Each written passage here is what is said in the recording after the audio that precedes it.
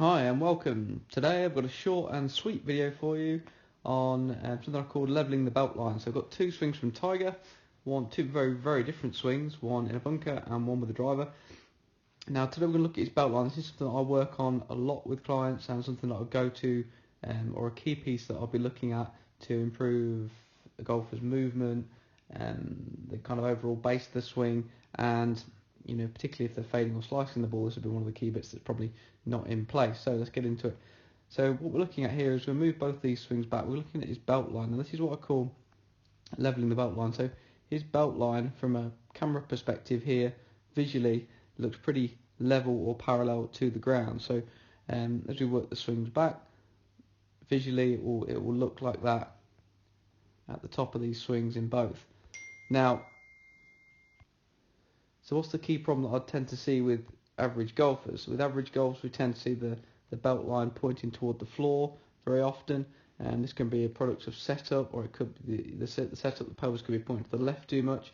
So basically, just not a very good or quality pelvis position at the start of the swing. So why do we not want to? Why is that not good for us?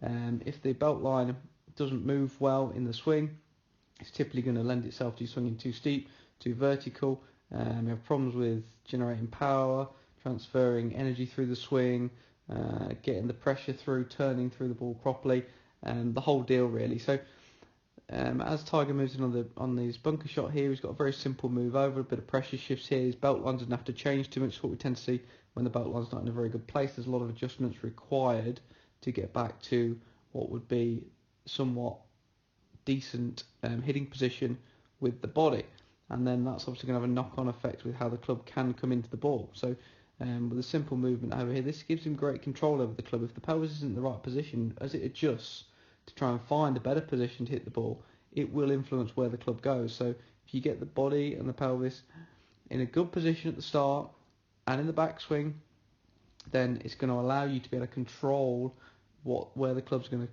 or how the club comes into the ball, and it will naturally give you a better sequence of movements that will in turn automatically, naturally, however you want to phrase it, make the club or encourage the club to come into the ball from a more favourable position, so not too steep or not too inside, not down at the ball too much, whatever you want to call it. Could get into more detail with that, but we won't do that today.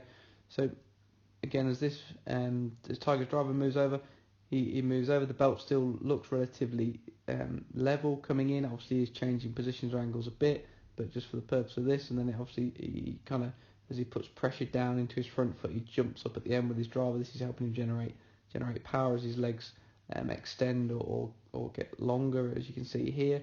That's part of what we call the vertical force in the swing, and that is helping generate a lot of power. So how could you work on this, or what is the first place to go? First place to go is setup. So we look at setup. It's looking good here. So that's the first place to start. Check your setup, check the belt line at the beginning. You could put an alignment stick through your belt line. Go through your hoops on your trousers. You could use this to help guide your hips at the setup and in the backswing. So you could practice that in front of a mirror, trying to keep the alignment stick looking relatively level. How Tiger partly achieves this with the driver is that it's keeping some flex in his back knee. It's not completely straightening out. That can be a key piece or helpful piece to maintain the belt line position, as you can see in both of these. So the hips are moving, but the right leg isn't fully straightening out or extending.